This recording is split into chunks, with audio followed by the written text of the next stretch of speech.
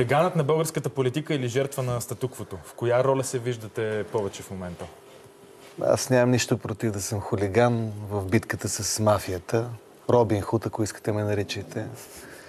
Няма проблем. Какво сте взели от богатите, което сте дали на бедните, господин Василев? Те първа започваме да вземем от богатите и ще даваме на бедните.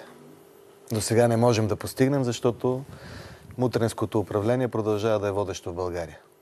Добре, да се върнем към темата на темите в петък. Сега, дадохте ли си вече няколко дни след този скандал ясна сметка какво се случи и защо се случи от ваша гледна точка? Аз съм си ги дал няколко минути след този скандал. Не, имаше и обяснения на доцент Киселова след това, на други политически лидери.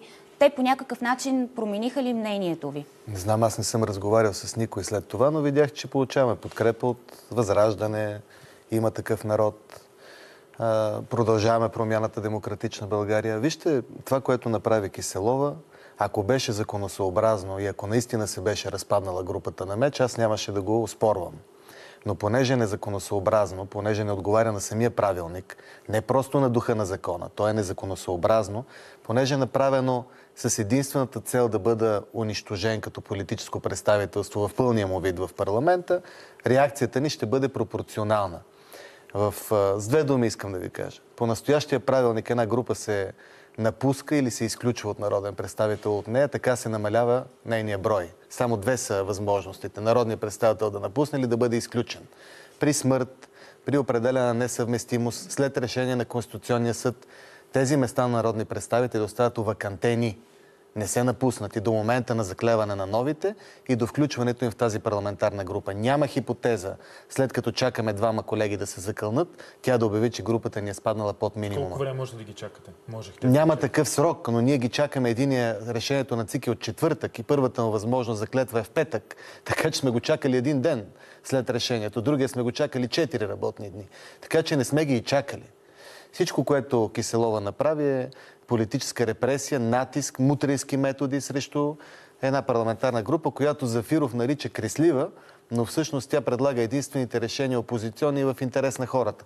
Много ги дразни ГЕРБ, много ги дразни ново начало и всички в парламента. БСП сигурно има такъв народ, че ние не си мълчим. Не си мълчим и им казваме истината в очите. И това е само един от начините, по който се отмъщава. Сега, като да ви върна крачка назад за това забавяне. Аргументът обаче е, че другите политически партии успяха доста по-своевременно да направят това разместване, да си попълнят местата и прочее. Вие повече от седмици, 10 на дни може. Не, един ден, аз ви казах. Не, защото имаше човек, който си подаде оставката. Точно така. А той защо избърза да си подаде оставката? Защото трябва да избърза. Всеки, това е субективно потестативно право. Всеки може да си подаде оставка, когато прецени. Неговото място остава вакантено. За да бъде напусната една група, трябва човека да е напуснат. Да, но ви постави в тази ситуация. Подавайки си толкова бързо оставката, не трябваше да чакате друго решение, други хора да се върнат в България. Такава е конституционната процедура. Аз спазвам Конституцията. Могат и 9 да подадат оставки, можем да останем 2 в парламента, това не ни разрушава парламентарната група. Впрочем, притеснява ли ви този казус с колегата ви, който подаде оставка? Не ме притеснява. Защото излезе и защо всъщност се подаде оставката? Заради едни дела в Защото му поисках оставката. А защо я поискахте? Защото той е скрил от нас, че в Съединените щати е имал наказателно производство срещу него и е бил в ареста. Разследване на Бърд го показва, но вие не проверявате ли хората си? Проверявам ги. Всички водачи са дали свидетелство за съдимост. Аз не знам дали някой е съден в Мексико, Колумбия или Венецуела, но за разлика от всички други парламентарни групи, когато има такъв казус, си подаваме оставка. Кой от другите престъпници в парламент си е подал оставка? Той не е и престъпник, нашия колега. Доказани престъпници май няма в парламента, господин. Има. Доказани. Доказани има. Вие сте юрист. Това дали прокуратурата ги е доказала и с решение на съда няма никакво значение в България вече. Същата тая прокуратура са доказани престъпници в България. Защо според вас толкова, по вашите думи, се страхуват от вас, като сте втората най-малка партия в парламент? Защото не могат да ни купят, не могат да ни пробият, не могат да окажат влияние върху мен, върху нас, колегите. А опитвали ли са? Разбира се, че са опитвали. Постоянно по какви теми? По всякакви теми. Например? Кога са ви търсили и за какво? Вижте, аз няма да ви дам все обяснение кой какво ме е търсил. Това е част от политическия процес. Аз ви казвам, че меч е непребиваем. Кой къде ме е търсил, това си е моя работа. Въпросът е, че мен са ме заплашвали много. Аз заради това си записвам разговорите по телефона, защото получавам едни съвети в кавички да внимавам. Мен са ме охранявали, аз съм правил действия, с които съм получавал. Аз и в момента получавам заплахи по телефона. И вие сте заплашвали, господин Василев, спомняме си. Кажете едно нещо, с което съм заплашил. Спомняме си при разпада на групата на Има такъв народ. Какво заплашихме? Имаме ли решение на съда там? Имаме ли? Спомняме си много добре. Ще имаме и ще видите какво ще бъде. Ще видите какво ще бъде. Темата е защо Наталия Киселова си позволи незаконосъобразно да разпадне цялата група на МЕЧ. И какво ще се случи, ако не се възстанови справедливостта? Това е темата, нали? Какво? Ще има протести. Няма да работи Народното събрание и вътре ще се лее кръв. Това ще се случи. Това е единствения начин, с който срещу мутрите може да се бори вече нашата парламентарна група. С кръв, така ли? С кръв, да. Казва народен представител. Разбира се, че го казва. Вие какво мислите, че България след 30 години, без да се е проляла кръв, ще прочисти мутрите ли? Слушам ги тук Антон Хекемян с папката на ГЕРБ. Цяла София е унищожена от мутрите. Сега розовите поните от Спаси София се чуят какво да правят. Мислим си, че... Вие смятате ли, че аз ще им простя това, което правят с българския народ? Вие смятате ли, че аз се шегувам? Няма подход, който да не е оправдан срещу грабежа на българския народ, който се осъществи 30 години. Няма подход, който да не е оправдан за това, че имаме договор с Боташ. За 1 милион лева на ден плащат българските граждани. Няма подход, който да не е оправдан, когато половин България гладува, някакви мутри на Борисов имат по 20 милиарда в чекмеджетата и кючета. Не ми обяснявайте кое е насилие. Аз ще ви покажа какъв е подхода на МЕЧ от тук нататък. Защото хората очакват справедливост. Не за МЕЧ. Тук не става въпрос за парламентарната група на МЕЧ. Тук става въпрос по какъв начин мутренското управление на Борисов, върнато на Бял и БСП, се саморазправя с политически опоненти.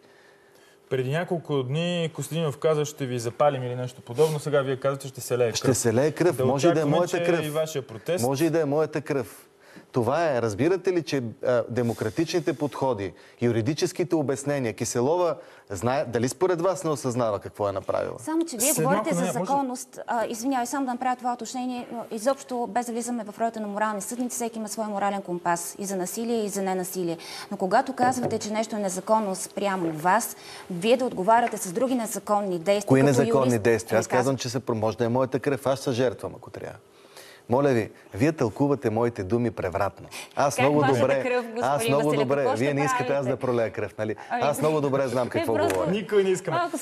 Знаете ли защо? Знаете ли защо? Защото политиците трябва да осъзнавате какво означава публично говорене, как то служи като пример, как отива на Аз мога да преподавам публично говорене, бъдете сигурен. Аз мога да преподавам публично говорене. Вероятно тогава, защо говорите по този начин? Защо говорите така в петък при... Ама това дали на вас ви харесва или не ви харесва, няма значение. Важно е, че това е истина. Вие знаете, че това е истината. Всички медии знаят, че това е истината. Не знам как след участието си пред Цветан 41 от 35. Това е истината. Не знам как след участието ви в 5 Кажете ми вие, защо са изтегли 41 в тото 5 от 35? Какво?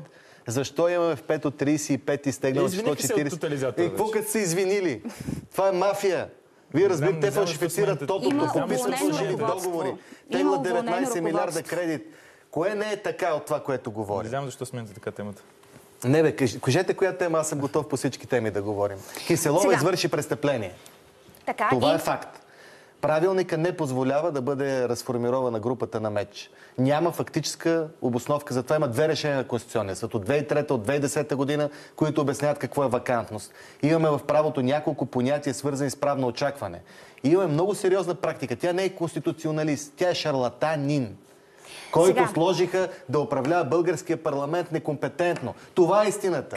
Аз ще застана и няма да я пусна да седна на председателското место и трябва да ми пролеят кръв, за да ме махнат оттам. Не за да защитавам мен, за да защитавам истината. 112 хиляди граждани са гласували за нас. Сега ще бъдат 450 хиляди. След това, което направих. До сряда какво очаквате да се случи? Нищо не очаквам. Аз тези хора съм ги видял. Ако има някакъв разум в останалите парламентарни групи, те трябва да я обяснят. Има автентично тълкуване на нормите, които издава Народното събрание.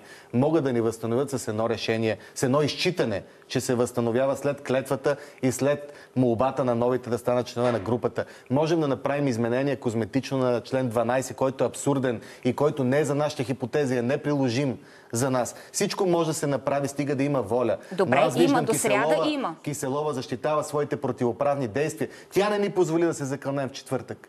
Този, който беше с решение на ЦИК от четвъртък определен, искаше още в четвъртък да се закълне. Тошко Йорданов каза, че вие сте се бавили. че вие сте Тошко говорили... Йорданов какво казва, няма никакво значение вече в тая държава. Тошко Йорданов и Слави Трифонов имаха значение какво казва 21 година лятото. Те предадоха хората и отчаяха хората и сега са част от Борисовото управление. Какво ме интересува? Тошко колега ли е? И ако не ви възстановят парламентарната група, ще и пуснете записа. Сега това не е ли рекет? Това не е ли изнудване с компромат? Това не е ли мутренски подход? Аз съм сигурен, че госпожа Киселова ще си спомни.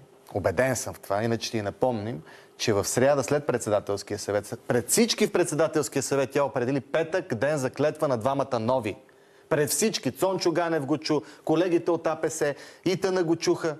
Това е председателския съвет, който определя дневния ред. Не го определям аз. Тя казва, в петък ще се закълнете и в петък сутринта ни разтурва групата. Този разговор в 9 и малко, в който тя ми се обади и каза, господин Василев, вие сте 9. Аз казвам, да, ама има натиск от определени групи. Вие можете ли да се справите с тях? Викам, аз да не съм падар. Ще видим, ако тя отрече, там нататък вие от запис, не запис, начина да се справям с лъжите и техните мошенничества е този. Извинявайте, господин, само понеже вие сте водил този разговор, да изясним нещо. Думите има натиск, защото вие сте 9 души.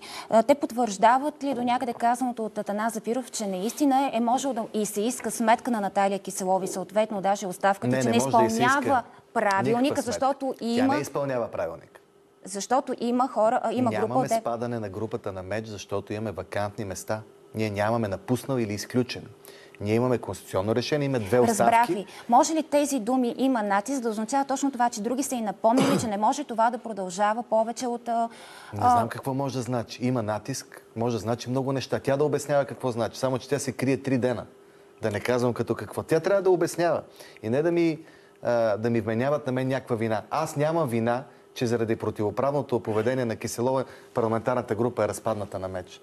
Нито някой е виновен. Добре. Ние сме спазвали само Конституцията и правилника. Покрай този разговор, мислите ли, че някак се остава в страни и една много по-голяма тема, защото в петък беше приет и държавния бюджет.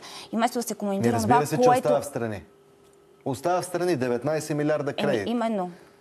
Остават страни кражбите и грабежите. Остават страни това, че те направиха най-бруталния бюджет след 1997 година в България. Тогава дали някой умишлено не вдигна темата с вас, за да хвърли малко прах в очите и да има нещо друго в публичното пространство? Прекалено конспиративно говорите. Смятам, че те познават много добре по какъв начин ще защита интересите. И все пак превръщате ли пасива в актив в момента? Как смятате, господин Василев? Не го превръщам. Аз смятам, че последователността с това действие те не изписаха вежди. Трябва да бъдем честни.